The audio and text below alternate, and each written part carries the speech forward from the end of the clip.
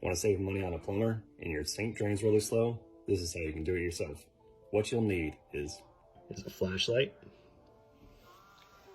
a bucket, something to catch it, a towel, an old toothbrush. I just replaced the last one I had because this pipe is completely rotted out and blocked. You put your bowl underneath your P-trap itself. See, this one I'll probably have to replace pretty soon too.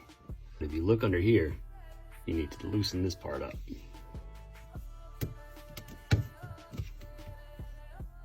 Once this part is loosened, you can take this out.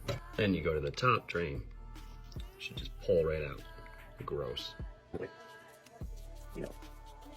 You're also going to clean up the inside of here with your old toothbrush. Yes, it's going to be gross. You want to rinse the drain out down here. You got to make sure the cap is back on. It's not perfect, but it definitely looks better. Make sure you clean the seal too. Check the drain. Coming back down here, you got to take the pin back out so the actual drain stop will line up. Once you get the pin to line back up and fit in the hole of the drain stop, put the cap back on.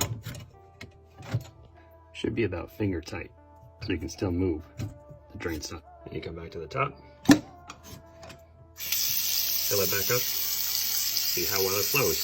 It's much better.